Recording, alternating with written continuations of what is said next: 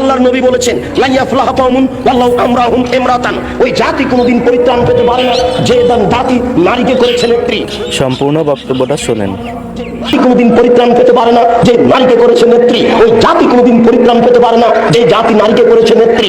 আপনি বলুন, দোয়া করার পূর্বে আল্লাহ রাসূল বলছেন আলী লা তাদুতিম সালাম ইল্লা তামাসতাহু ওয়ালা কাবরান মুসরিফান ইল্লা সাওয়াইতাহু, আলী তুমি ছাড়বে না কোনো উঁচু কবর, সবকে ভেঙে সমান করে দাও। আলী তুমি ছাড়বে না কোনো ছবি মূর্তি, সবকে ভেঙে একাকার করে দাও। আপনি এই বক্তব্য দেওয়ার পরে এবার হাত তুলে দোয়া করুন, দেখা যাবে কত নেতা নেত্রী আপনার দোয়াতে অংশগ্রহণ করে, কত জনগণ আপনার দোয়াতে অংশগ্রহণ করে।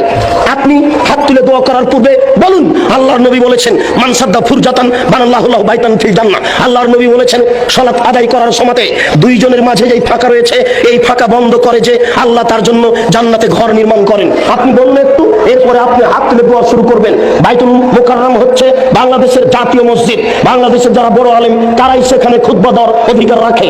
বাংলাদেশের 3 কোটি আহলে হাদিসের আমির হচ্ছেন মুহতারাম আমিরে জামাত ডক্টর আসাদুল্লাহ গালেব, 5000 সমমানের পণ্ডিত। কই আজ পর্যন্ত আমরা দেখলাম না যে বাইতুল মুকাররমে তিনি খুতবা দিতে পারছেন। কোথায় হক রয়েছে? কে হকের কথা বলবে? আপনি একটু দোয়া করার পূর্বে বলুন, দেশবাসী শোনো, যারা বাইতুল মুকাররমের ইমাম তারাও শুনে রাখুন, আল্লাহর নবী বলেছেন মান সাদ্দা ফুরজাতান বানাল্লাহু লাহু বাইতান ফিল জান্নাহ। যেই ব্যক্তি দুইজনের মাঝের ফাঁকা বন্ধ করবে তার জন্য আল্লাহ জান্নাতে ঘর নির্মাণ করবেন।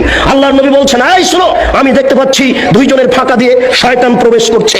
তিনি কত কিছু বললেন এই কাতারকে সুন্দর করে সারিবদ্ধ হয়ে প্রাচীরের মতো হয়ে দাঁড়ানোর জন্য।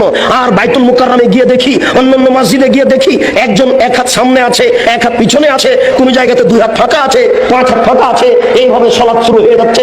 কই আপনি তো একটু হাত তোলার পূর্বে এই কথা বলতে পারেন না? বলুন দেখি, হক বুঝা যাবে কাকে, আর বুঝা যাবে কত মানুষ আপনার এখানে বেশি হওয়ার